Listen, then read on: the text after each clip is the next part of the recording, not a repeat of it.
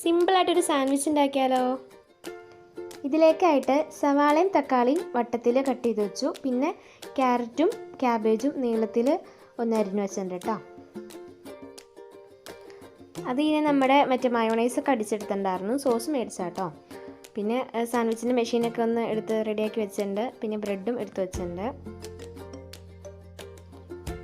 അത് കഴിഞ്ഞ് കുറച്ച് ക്യാരറ്റും ക്യാബേജും കൂടെ എടുത്തൊന്ന് മിക്സ് ആക്കിയിട്ട് ഈ മയോണൈസിലിട്ടൊന്ന് നന്നായിട്ട് കുഴച്ചെടുക്കണം കേട്ടോ. ഇപ്പോൾ ഇതാ മെഷീനൊക്കെ ചൂടായി വന്നിട്ടുണ്ട് കേട്ടോ. അപ്പോൾ ഇതിലേക്ക് നെയ്യൊന്ന് ജസ്റ്റ് തേച്ച് കൊടുക്കണം അപ്പുറം ഇപ്പുറം. ഇനി ഒരു ബ്രെഡ് എടുക്കുക. എന്നിട്ട് നമ്മൾ കുഴച്ച് വെച്ച മിക്സ് കുറച്ച് അതിൻ്റെ മുകളിലേക്ക് വെച്ച് കൊടുക്കാം.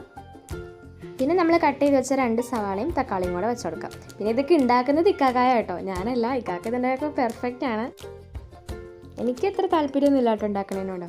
അപ്പോൾ ഇക്കാക്ക ചെയ്തോളും. എന്നിട്ട് നമ്മൾ അടുത്ത ബ്രെഡ് എടുത്ത് സോസും കൂടെ തേച്ച് അടച്ച് വയ്ക്കാം. എന്നിട്ട് മെഷീനിലേക്ക് വെക്കാം കേട്ടോ. വെക്കുമ്പോൾ നമ്മൾ സൂക്ഷിക്കണം, കാരണം നല്ലോണം ചൂടായിരിക്കുന്നതാണ് മെഷീൻ. അപ്പോൾ കൈയൊന്നും മുട്ടാതെ നോക്കണം. അങ്ങനെ അടുത്ത സെറ്റും കൂടെ ആക്കി വെച്ചു.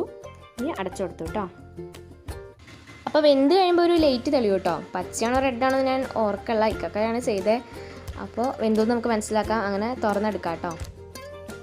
അപ്പോൾ സൈഡിൽ തണ്ണിമത്തം കണ്ടപ്പോൾ എല്ലാവർക്കും ഡൗട്ട് അടിച്ചാണല്ലേ? അതെ, അപ്പോൾ ഇത് നോമ്പിലെടുത്ത വീഡിയോ ആട്ടോ.